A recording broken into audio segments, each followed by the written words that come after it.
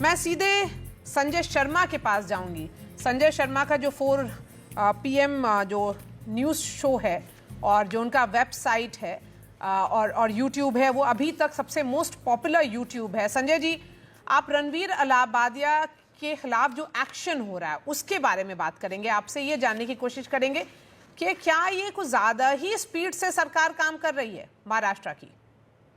उन्होंने जब अपोलोजाइज कर दिया तो बात खत्म हो सकती थी। शुक्रिया मारिया जी, मेरे को समय देने के लिए। और मेरे आपकी बात से सहमत हूँ कि एक शो आया और उस शो के बाद में रणदीप के इलाहाबादी जी के खिलाफ अलग अलग जगह पे कंप्लेंट हुई हैं, कुछ पुलिस FIR हुई है, लेकिन उन्हें आके माफ़ी मांगी कि उन्हें ऐसा नहीं करना चाहिए था। तो कोई आदमी ने अपराध किया, शब्द बोले, माता पिता की इस देश में बड़ी इज्जत है, भगवान का दर्जा है, और उसने माफ़ी मांगी, तो मेरे ख्याल से इस विवाद को अब और ज़्यादा तूल देके मुझे लगता है सारी नैतिकता फिर पिछले 48 घंटे में नजर आई मुझे। बिल्कुल ठीक बात है कि ये नहीं होना चाहिए, ये गलत है कि उसने ऐसा बोला, नहीं होना चाहिए। लेकिन मेरा एक सवाल और है मारिया जी, ये देश जब राम रहीम को जमानत मिलती है, जब जब चुनाव होते हैं जमानत मिलती है, जो बलात्कारी है, जो हत्यारा है, ये देश उस पर कभी खड़ा नहीं होता। ये देश आशाराम बापू के कुकृत्यों पे खड़ा नहीं होता। चिन्मयानंद, नित्यानंद, कितने कितने नाम हैं जो महिलाओं से यौन शोषण के अपराधी हैं और समाज उनके लिए खड़ा नहीं होता। एक व्यक्ति के वल्गर शो में वल्गर कमेंट पे पूरे देश में क्रांति आ गई। मुझे बड़ा अच्छा लगता कि राम रहीम जब जिस समय पैरोल पे निकला और लगातार निकल रहा है, तो देश को कहना चाहिए कि एक बलात्कारी है, एक महिलाओं के यौन शोषण का इतना बड़ा अपराधी है, उसके खिलाफ भी देश को खड़ा होना चाहिए। और ये पहला इनका एडल्ट शो है, पहली बार नहीं है। और दूसरी बात मारिया जी, गंभीर बात ये है, आप उस शो को देखिए, क्राउड को देखिए, यंग जनरेशन है। जिस कमेंट पे हम और आप चिंतित हो रहे हैं इस समय, वो यंग जनरेशन कितनी उत्साह में है, तालियां बजा रही है, वो कर रही है। और ये पहला नहीं है, उनके आप नीचे यूट्यूब में देखे जाएंगे तो बहुत सारे वल्गर कमेंट हैं। इसका मतलब देश का जनमानस, देश के यंग जनरेशन, वो कहीं ना कहीं पे खुश हो रही है, आह्लादित हो रही है। तो आपको माइंडसेट बदलना है। अगर ऐसा है संजय शर्मा जी, तो ये तो और ज्यादा कंसर्न की बात हो गई कि वल्गैरिटी को देश का नया जनरेशन नॉर्मलाइज कर रहा है। अगर नया जनरेशन उस पर हंस रहा है और उसको प्रॉब्लम नहीं दिख रहा है वल्गैरिटी पर, लेकिन क्वेश्चन ये है कि अगर ये 4.3 मिलियन इनके फॉलोअर्स हैं और 1 करोड़ फॉलोअर्स हैं यूट्यूब पर, सब्सक्रिप्शन है बेस, तो क्या उनकी जिम्मेदारी कहां तक बनती है विराग गुप्ता? क्योंकि अब रेगुलेशन की बात आ रही है कि सोशल मीडिया पर जो सोशल मीडिया इन्फ्लुएंसर्स हैं वो कितने दूर तक गैर जिम्मेदाराना बयान दे सकते हैं। मारिया जी, जो संजय जी ने बात बोली है उसके एक अंश से मैं सहमत हूँ। सब यूट्यूबर्स हैं, डिफरेंट फॉर्मेट को एक्सपेरिमेंट करते हैं, डिफरेंट फॉर्मेट की कोशिश करते हैं, लेकिन जो रणवीर का बयान है वो बहुत ही प्रॉब्लमैटिक बयान है। आपने सारे जो डिबेट पे लोग हैं उनका सबका व्यू सुना। क्या आपको लगता है कोई एक्शन की जरूरत है?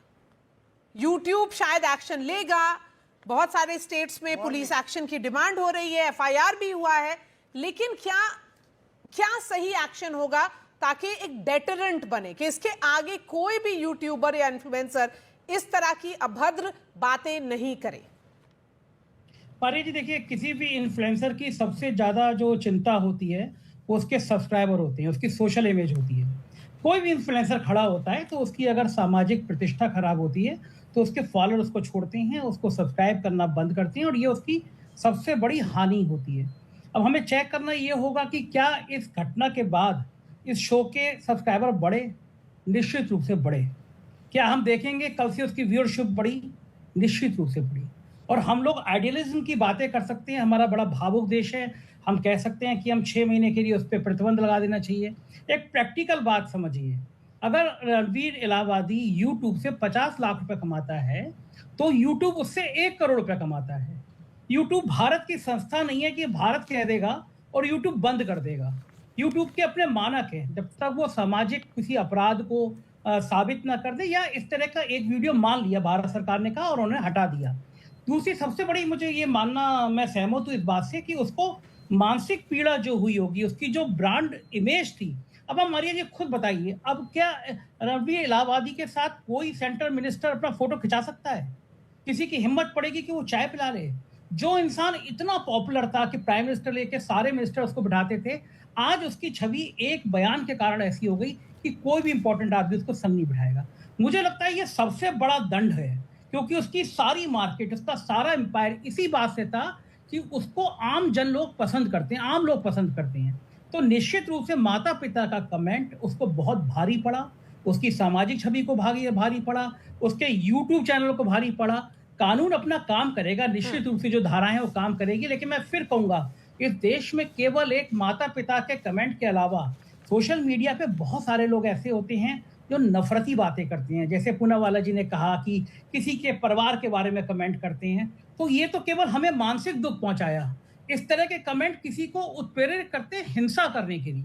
तो आज इलाहाबादी से ज्यादा नफरती वो लोग हैं जो समाज में भाईचारे को तोड़ते हैं, नफरत बढ़ाते हैं। अनुजा, निश्चित रूप से इलाहाबादी का कमेंट खराब है, नहीं करना चाहिए समाज जी, आ रही हूं तहसीन आपके पास भी अनुजा।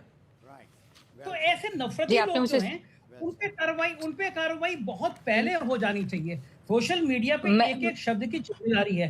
अगर समाज आपको इतना पावर दे रहा है, आपके 1 करोड़ सब्सक्राइबर हैं, 1 करोड़ लोग सुन रहे हैं, तो जाहिर है आपकी रिस्पॉन्सिबिलिटी, जिम्मेदारी बढ़ती है।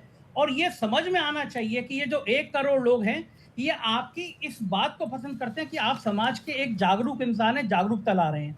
अगर यही खत्म हो जाएगी तो आपकी सारी ब्रांडिंग खत्म हो जाएगी। लेकिन मेरा फिर वो कहना है कि सोशल मीडिया पे अंकुश लगाने जैसी बात गलत है, क्योंकि इस देश में हमेशा ये विवाद होता है। जब सनी लियोनी आई थी तो एक विवाद हुआ। ये हम भूल जाते हैं कि भारत वो है जो हमारा काम का देवता है। माता पिता पे टिप्पणी किसी भी रूप में स्वीकार नहीं है, लेकिन हमारे खुजराव के मंदिर हैं, कई बार विवाद उन पे सब पे भी हुआ है। लेकिन मेरा मानना यह है कि रणबीर इलाहाबादी को संयम रखना चाहिए। और उस शो में, ये पहला शो नहीं था, मैंने कभी उससे पहले ये शो नहीं देखा था, लेकिन कल रात में मैंने ये रिसर्च करने के लिए देखा कि शो में होता क्या क्या है। तो मैंने पिछले 10-15 वीडियो देखे और सब में वल्गरिटी थी। और मैं देख रहा था, मैं उस शो में जो लोग पार्टिसिपेट कर रहे थे उससे ज्यादा मैं उस शो में आने वाले जनरेशन को देख रहा था। मुझे लगा वो सारे नौजवान हैं और जितने खुश थे वो अश्लीलता पे, जितनी वो ताली बजा रहे थे।